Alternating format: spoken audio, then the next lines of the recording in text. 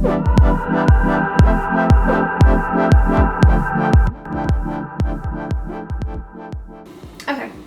so we've been living here in Shanghai for almost a year.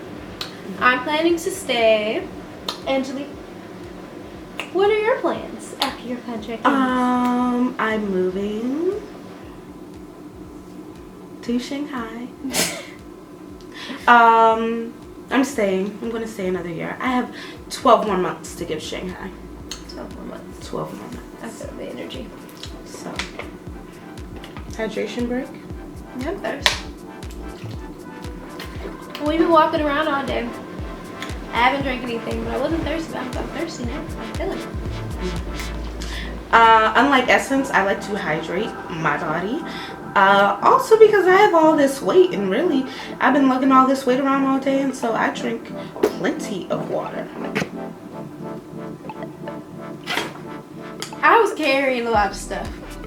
I didn't feel like carrying. I have a lot of these. I didn't feel like carrying them. So we're home, and I'm gonna have a drink. I hope y'all are getting y'all water in and staying hydrated. Yeah. Because if you're not drinking enough water, I bet you your face clogged. Ooh, what? You ain't gotta give them that kind of energy. I bet you your face is no, you gotta give them the kind of drink your water to clear your skin. Not I bet you your face is clogged. She's right. Cause that was clogged face. That's what I felt. Come back. See, that's God don't like ugly. God don't like ugly. Okay, that was not positive.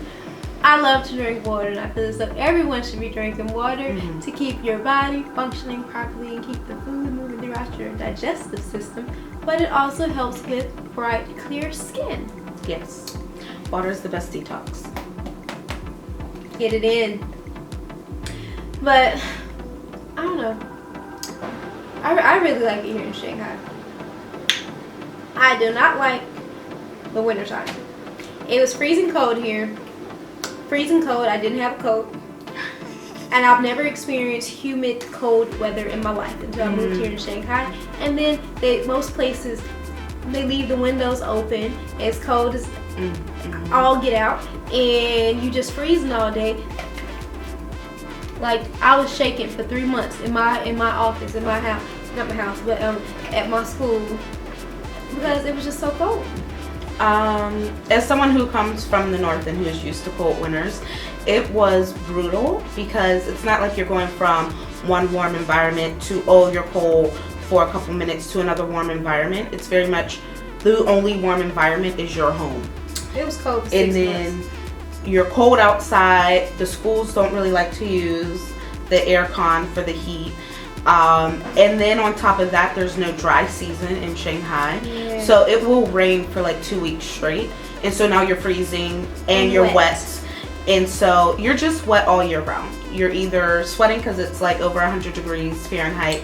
That's or what the summertime's like. It's raining. Those are your only two options.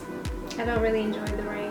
I actually don't like the rain at all. No, she does not. She will have our Dee Dee drive up to the front door. I'll call a Dee Dee in a heartbeat. Because I don't like to walk in the rain. I don't like to get wet. I don't like to get rained on. It's not fun for me. And for y'all, for those of you who don't know what a Dee Dee is, it's Chinese Uber. I'll call me an Uber.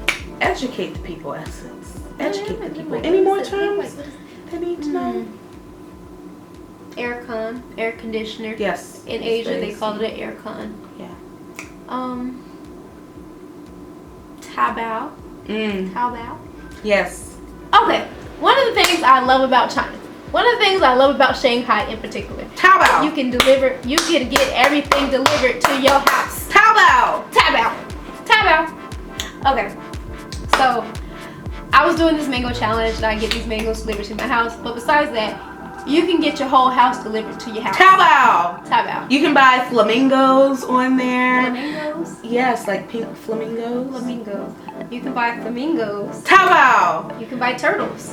If you want to know where all my coworkers bought snails. Student loan repayment money is, the Taobao. Taobao. So, Trump, you gotta call China. Call Taobao. I ordered my cases of water. It's like 12 of these in a box. 1.5 liters of water is from Taobao. Taobao.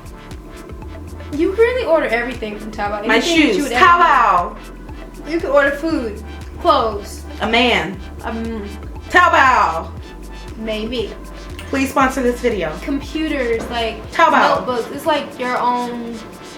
It's Amazon and eBay and grocery shopping and literally anything is all on one Taobao. So Or here.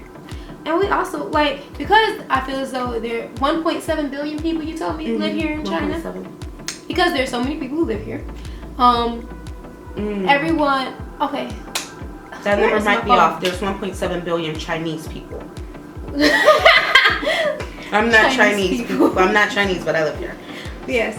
So, like, besides Taobao, like, you can get your groceries and your food delivered to your house. We live on the 22nd floor of our building. Good thing we have an elevator, but you can get your food delivered, which is one of the things I love about living in Shanghai, because we used to get our groceries delivered all the time. Because, first off, when you live as an expat abroad, when you live as a foreigner abroad, you don't have a car. Living in Shanghai, so many people, there's the metro. So much, and then you have to walk everywhere. So with walking being a major thing, and I like to get a lot of stuff, and it's wet. Taobao. Elma. For you Sherpas. The little kangaroo. The kangaroo. Guy. I don't know what that one is. Meituan. Get your food delivered. You can get everything delivered. Like, it's one of the most efficient uses of technology here in Shanghai. Technology is insane in China. Love it. What else? I think I got forks and knives delivered. I got forks delivered and spoons. I bought my knives. I'm ordering my husband before I go back to the States. I'm ordering him from northeast China.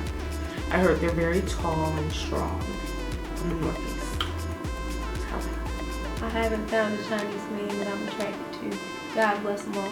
Nothing about attraction, but you know, one of my Chinese teacher, her husband goes to work and then cooks and has dinner on the table for her when she gets off of work. That's what Taobao. That's what I'm looking for. I can tell you, they find you a Chinese man. They carry your purse everywhere. Yes. I will never forget at Disney. That's how you know they're in a committed relationship. This man was dressed to the nines at Disney. Real cute green outfit. And I noticed because he was matching his girl's purse that he was carrying, it was a green Gucci bag. And I was like, yes, sir, you plan your outfits according to what bag she is wearing. Because if he ain't carrying a bag, he ain't caring about her. And that's the truth. That's like, the gospel. They'll be disrespectful and not considerate of any other woman. But if it's they woman,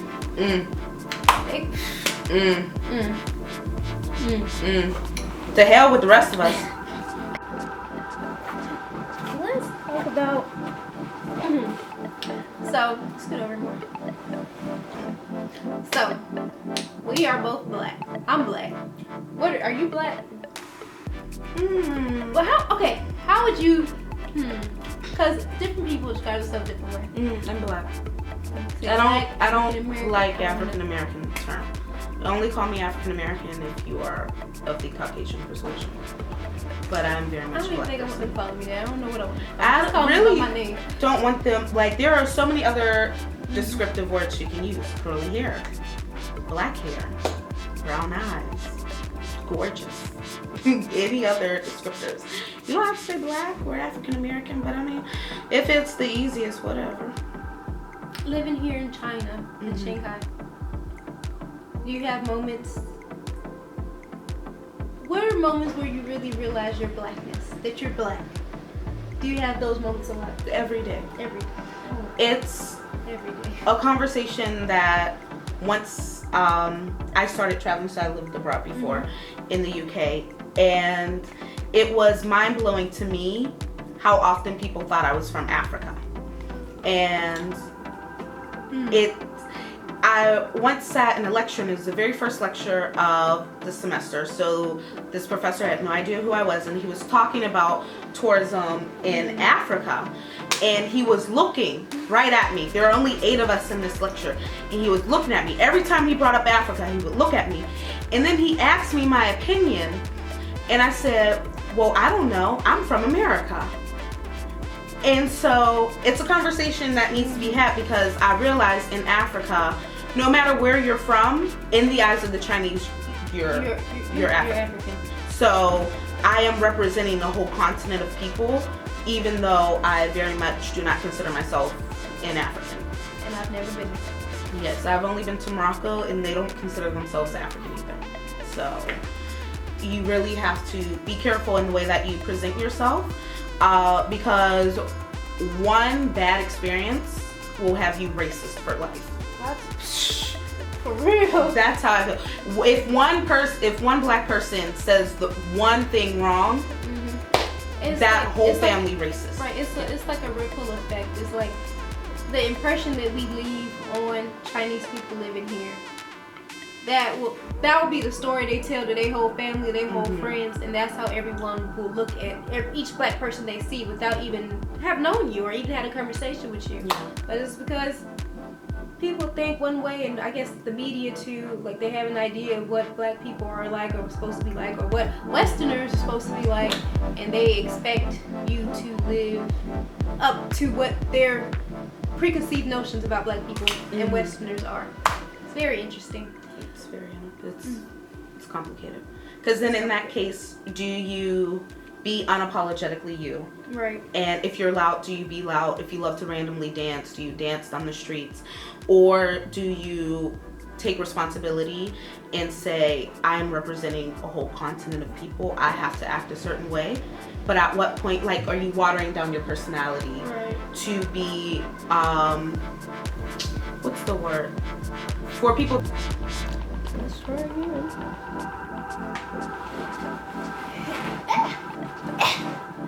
And we're back!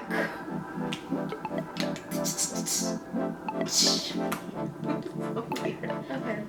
We were talking about identity formations and blackness. Yes. We were talking about how our blackness is perceived here in Shanghai.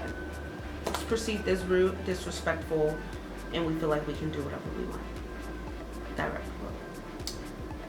So, I don't know, when I first got here, I was on my whole blonde hair, blue eyes, living my life, because I loved my contacts. And I really, when I first started my job, I know it was a request for me not to wear my blue contacts around my kids. I'm teaching children, little kids, and because and we're back. Okay, what's this little session about? Your blue eyes, your contacts. So I had this point in time I was wearing my blue eyes. My hair was bright blonde. It's like been toned down now. It's not as blonde and platinum as it was. But you know, I guess to the Chinese people I was a very interesting character that arrived in this realm of their world. And I was asked by my company not to wear my contacts just because, you know, I'm teaching children, little kids, and what was I saying? Talking about your blue contacts and the children. Okay, I was asked by my company not to wear my contacts because it may scare the little children, and a lot of these. Okay, the majority of the people in China, many of them, because this is a homogeneous society, they all grew up without the